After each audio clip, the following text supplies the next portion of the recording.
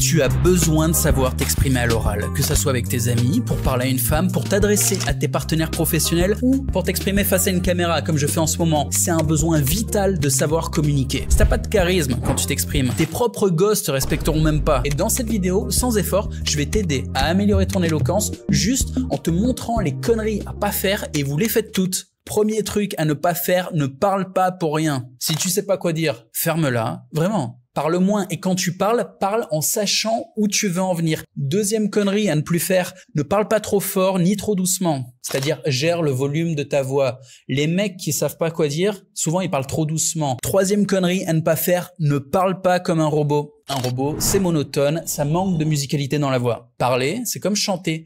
On module le pitch, et on module le rythme ainsi que la respiration, les silences. Je te fais une démo. Quand tu arrives à ta conclusion, tu fais un pitch down. Exemple, abonne-toi sur cette chaîne, ça rajoutera 10 points à ton charisme. Je rigole pas, abonne-toi. Et au contraire, quand tu poses une question, en fin de phrase, tu fais un pitch up. Exemple, bon alors, tu t'es abonné? Et la méga astuce, c'est qu'il faut également pitch up quand tu veux rajouter quelque chose après ta phrase. Par exemple, un sondage a été réalisé et tu as eu le petit pitch up et le silence après le et. Je le refais. Un sondage a été réalisé et les résultats montrent que les individus les plus charismatiques de France sont tous abonnés à ma chaîne. La pitch down, tu as conclusion. Alors bien sûr, tout ça, je le force, je le théâtralise, mais tu commences à capter mes techniques. Allez, on continue. Quatrième connerie à ne pas faire. Arrête de raconter de la merde. Par exemple, avant de raconter ta life à quelqu'un qui en a probablement rien à foutre, pose-lui la question du genre « Est-ce que t'as 5 minutes? J'aimerais te parler de tel sujet. » Alors, vérifie quand même qu'il soit pas hypocrite. S'il t'écoute en mode « Ah, j'ai 5 minutes, vas-y. » Bon, faut savoir un peu lire le langage non verbal aussi. Sois attentif. Mais en mode sérieux, la plupart des gens ne se posent même pas la question. Ils vomissent toutes les idées qui leur passent par la tête aux gens qui sont autour d'eux à ce moment-là. Ils réfléchissent pas. Et après, ils s'étonnent que plus personne les écoute. Bah oui. Cinquième connerie à ne pas faire, ne te répète pas. T'as cru que c'était que les vieux atteints de maladie mentale qui se répétaient? Pas du tout. Moi-même, je me répète un peu d'ailleurs, faut que j'arrête. Personne aime écouter quelqu'un répéter la même chose, surtout 2 fois d'affilée. Et c'est pas parce que tu dis les choses différemment que tu ne te répètes pas, hein.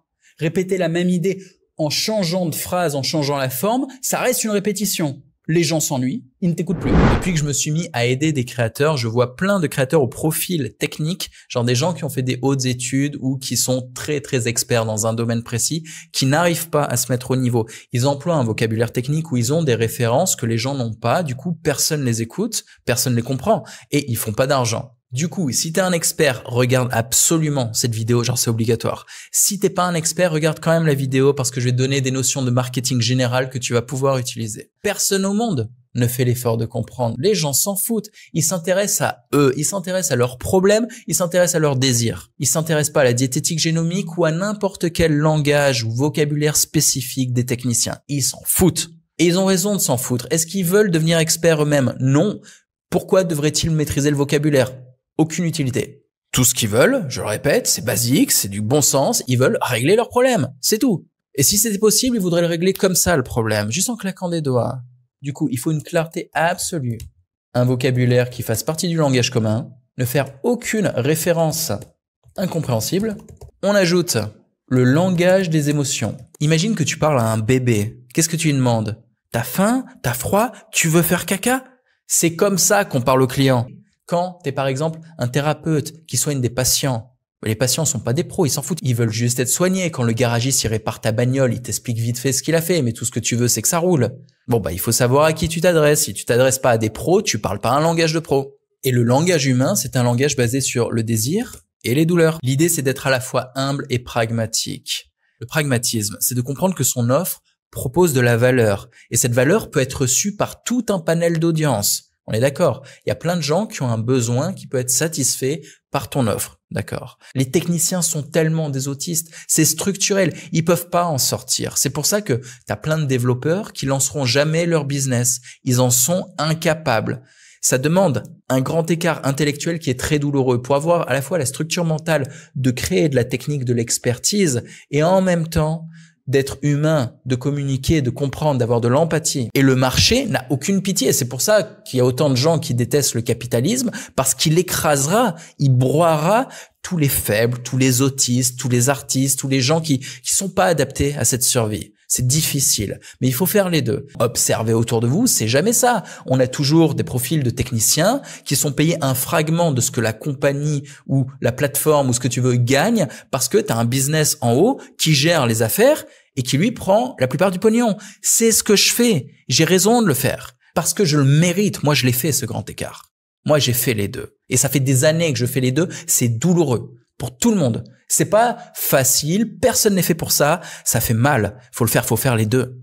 Et les artistes qui ont des managers, qui ont des producteurs, qui gagnent, c'est pareil, une portion des tickets qu'ils vendent, qui décident même plus de ce qu'ils disent. J'ai le droit de faire cette chanson? Non, c'est de la merde, change les paroles. C'est quoi cette vie? C'est quoi cette soumission? Eh ben, c'est normal, c'est mérité. S'ils font pas l'effort d'aller au combat, de faire le grand écart mental dont je te parle, s'ils font pas cet effort, c'est normal qu'ils se fassent bouffer par des gens qui ont fait le choix de la distribution. Parce qu'au final, le vendeur, c'est celui qui a l'argent dans les mains et c'est celui qui a le pouvoir. Donc tous les artistes, tous les techniciens, vous vous réveillez les mecs. Soit vous faites ce putain de grand écart, soit vous vous soumettez, soit vous priez la Sainte Vierge ou ce que vous voulez pour trouver un associé qui de manière équitable veuille bien faire un deal avec vous. Mais ça n'arrivera pas, ça n'arrive presque jamais. Statistiquement, c'est défavorable. Je vais paraphraser Tougan, mais il n'y a pas d'expert marketing au chômage. Ça n'existe pas. C'est aussi simple que ça. Quelqu'un qui est vraiment bon au marketing gagne de l'argent, beaucoup d'argent. Il a le choix. Des artistes au chômage, des artistes en galère, des techniciens en galère, ça n'existe pas, mais il y en a plein partout, tu le vois bien. Mettez-vous au niveau des gens. Humilité, bon sens, clarté, ok ? Réveillez-vous les mecs. Bonsaï Premium, c'est le Netflix de la réussite. Quel que soit le domaine, tu trouveras les meilleures formations pour atteindre tes objectifs. Lohan LV, il est aujourd'hui le leader de la plus grosse communauté de youtubeurs en France. Il va t'expliquer comment te lancer et percer rapidement sur YouTube. Alex Callan, les plus grands entrepreneurs online tels que Yomi Denzel ont fait appel à lui. Au total, il a généré plus de 37 millions d'euros de ventes pour ses clients. Il va t'apprendre à faire des publicités rentables, que ça soit pour ton propre business ou pour vendre tes services. Nicolas Blanco, expert en investissement boursier et créateur du SaaS Morning.co. Il t'aidera à faire fructifier ton capital de manière efficace sur le long terme grâce à l'investissement en bourse. Jean-Marie Corda, créateur de contenu depuis 15 ans et CEO de la plateforme Je suis un spécialiste de la créateur économie. Quel que soit ton business en ligne, je vais t'apprendre les rouages du personal branding et de la création de contenu pour que tu puisses te développer sur les réseaux. Et en plus de ça, d'autres experts sur tout un tas de domaines, immobilier, intelligence artificielle, Web3, profitent de Bonsaï Premium. C'est une offre exceptionnelle à un prix dérisoire qui va te permettre de te développer et de développer ton business à plein potentiel. À tout de suite, je te retrouve de l'autre côté.